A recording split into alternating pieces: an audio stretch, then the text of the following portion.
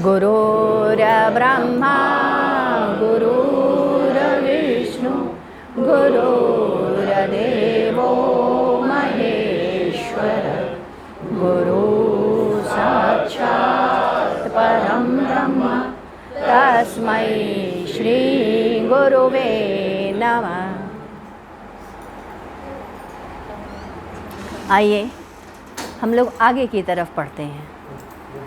हम सब आज यहाँ पर 6 अक्टूबर ताऊ जी का जन्म दिवस बड़े ही सबके साथ मिल के मनाए।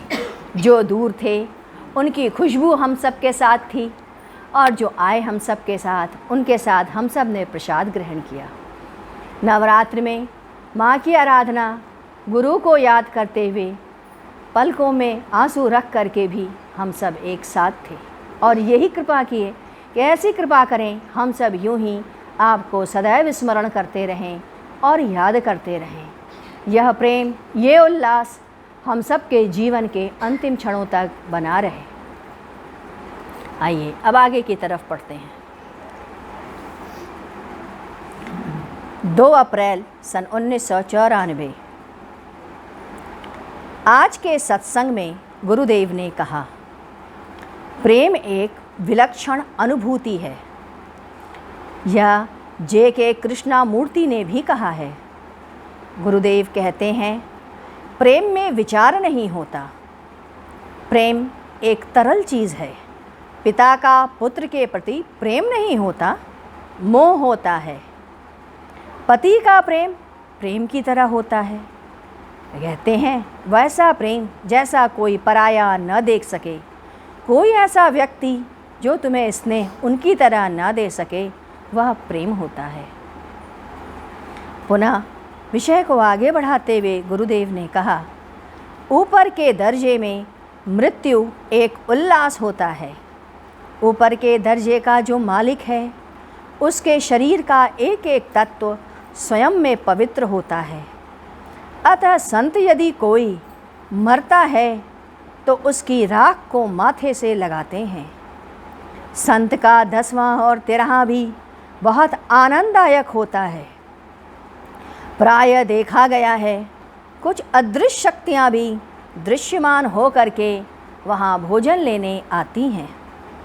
अतः ऐसे ही संतों की मिट्टी अपने साधन कक्ष में अपने पास रखनी चाहिए। वहाँ सभी वस्तुएं जो नित्य वह संत स्पर्श करता था, जैसे कुर्सी, कपड़ा, वस्त्र, सभी में प्राण है। वह बड़ा ही कारगर होता है। उसकी मिट्टी पास रखो, उसका स्पर्श किया हुआ वस्तु आपके पास हो तो बहुत सी अनुचित आत्माएं कभी भी प्रवेश नहीं करती और आपके अंदर बहुत ही पवित्रता सनय सनय आती है। गुरुदेव ने कहा, यह स्थल यदि टूट फूट जाएगा तो यहाँ देवालय बन जाएगा।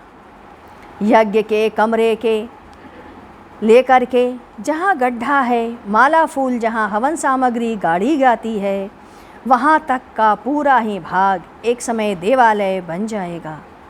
आएंगे 2 व्यक्तियों का होगा जन्म, वो यहाँ की गाथा को गा गा कर कहेंगे। जब उनका कार्य पूरा हो जाएगा तो सबको आश्चर्य होगा कि वो कहाँ चले गए। एक क्षण में लगेगा क्या शरीर त्याग दिए या विलुप्त हो गए। इस बात को कोई नहीं जान पाएगा कि वे कहाँ चले गए, किंतु यह घटना होगी घटित ज़रूर, चाहे भले आज से 184 साल वर्ष लग जाए संभवतः। गुरुदेव कहते हैं, तुम सब लोग अपनी साधना को मत छोड़ना। तुम लोग अपनी साधना करते रहना। मेरे ना रहने पर भी यह मत सोचना कि मैं नहीं हूँ। यदि संसार में डूब जाओगे तो साधना छूट जाएगी। मैंने तुम्हें स्पर्श दिया है और मैं यह स्पर्श नहीं छोड़ सकता। मैं हूँ कौन, यह तुम्हें नहीं समझ में आएगा।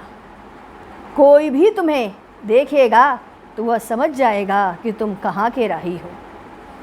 मेरे प्रिय से प्रिय लोगों को मैं कहती हूँ यहाँ से मैं छुड़वा दूँगा। मैं यह कह रहा हूँ कि मैं तुम्हें यहाँ से छुड़वा दूँगा। ऊपर से आदेश आ चुका होगा। कहते हैं ना, विवाह के बाद धर्म होता है जैसे पत्नी का कि अपने धर्म का पालन करे, वैसे ही आपका धर्म है कि आप एकनिष्ठ होकर के अपनी साधना में लगे रहें, हमसे जुड़े रहें। स्त्री यदि नहीं जुड़ती तो वह उल्टा और अधर्मी कहलाती है। आपका धर्म है कि आप सदैव साधना करते रहें और अपनी साधना से जुड़े रहें। गुरुदेव ने बताया कि मैं नगवा के महापुरुष के पास कैसे गया था। उन्होंने कहा, उस वक्त खुद मेरी उम्र 14 वर्ष की थी। जाड़े का मौसम था, दिसंबर का महीना। आज प्रेस के मालिक के पास हम सब लोग गए हुए थे। उनका एक पुत्र जिससे कि मेरी मित्रता थी, दोनों नगवा के महापुरुष के पास फल देने चले गए। फल लेकर जब हम लोग चलने लगे तो उन्होंने कहा, मुझे रोक लिया और कहा, अच्छा तुम चले जाओ और कुछ देर के लिए तुम यहाँ बैठ जाओ।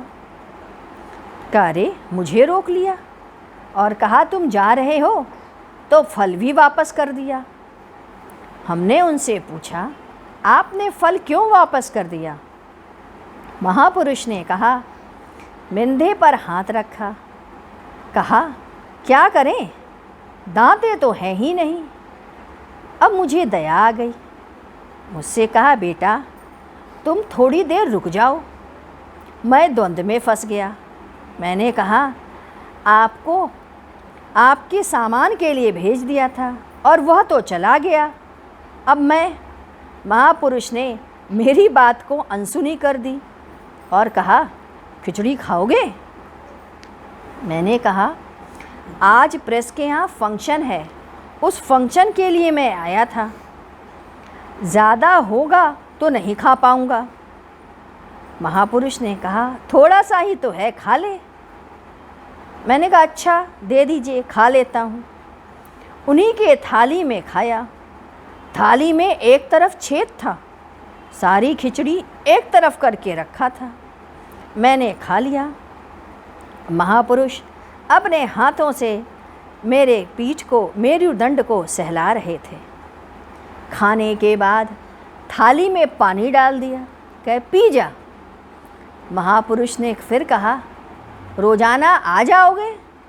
मैंने कहा, मैं क्वींस कॉलेज में पढ़ता हूँ, वहाँ घर आऊँगा, फिर नगवा, थक नहीं जाऊँगा। महापुरुष ने कहा, मेरे लिए आ जाओ। मैंने कहा, अच्छा आ जाऊँगा। तब उन्होंने कहा, रोज़ आना। मैंने सोचा आज पहली मुलाकात है, मैं क्या जानता था कि इसमें इतनी बड़ी गणित है। दृश्य तो ऊपर का है जो मैं देख चुका था, शाम का इंतज़ार करूँगा, आ जाना। अरे बूढ़े की सेवा करोगे तो फल मिलेगा। हमने कहा, मैं फल वगैरह नहीं खाता। मैं उस समय इतना छोटा और भोला था कि मुझे समझ ही नहीं आया। उन्होंने कहा, अरे वो वाला फल नहीं, बूढ़े की सेवा का फल। मैंने सोचा कल की बात है, कल देखी जाएगी, कोई ज़रूरी तो है नहीं जाना, नहीं जाऊंगा।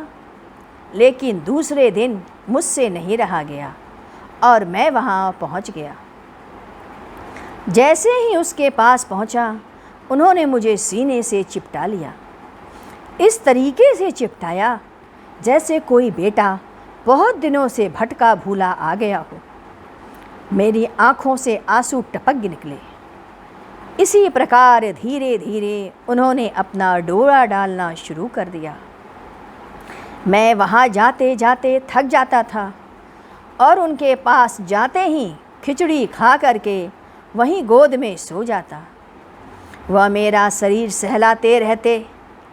इस प्रकार मेरी सारी थकावट दूर हो जाया करती और मैं पुनः ताज़ा हो जाता। उस महापुरुष का अद्भुत प्रेम जो पिता मुझे कभी न दे सके, तब मैंने जाना कि अध्यात्म क्या है। तब कलई असली में खुली। इसे कहते हैं बात। 6 तस्वीर मैं ऊपर रख सकता हूँ। मैं कहता था, आपको क्या ज़रूरत है तस्वीर टांगने की। उस समय तो मैं अनजान था, मूर्ख था। बाद में जाना कि यह तस्वीर क्या है। गुरुदेव ने कहा, एक बार गंगा नदी के किनारे एक शरीर की तरह से रोशनी कुछ क्षणों के लिए दिखाई दी। इस घटना को हम लोग कल पढ़ेंगे। आइए गुरु कीर्तन करते हैं। ओम मंगलम ओंकार मंगलम गुरु मंगलम गुरुदेव मंगलम मंगलम ओंकार मंगलम गुरु मंगलम गुरुदेव मंगलम ओम मंगलम ओंकार मंगलम गुरु मंगलम गुरुदेव मंगलम ओम मंगलम ओंकार मंगलम गुरु मंगलम गुरुदेव मंगलम ओम मंगलम ओंकार मंगलम गुरु मंगलम गुरुदेव मंगलम ओम मंगलम ओंकार मंगलम गुरु मंगलम गुरुदेव मंगलम ओम मंगलम ओंकार मंगलम गुरु मंगलम गुरुदेव मंगलम ओम मंगलम ओंकार मंगलम गुरु मंगलम गुरुदेव मंगलम ओम मंगलम ओंकार मंगलम गुरु मंगलम गुरुदेव मंगलम। बोलिए सद्गुरुदेव महाराज की जय। आइए हम सब मिलके बोलें, गुरुदेव के जन्मदिन की बहुत बहुत बधाइयाँ। सद्गुरु तुम्हें शत शत नमन। सद्गुरु तुम्हें शत शत नमन। सद्गुरु तुम्हें शत शत नमन।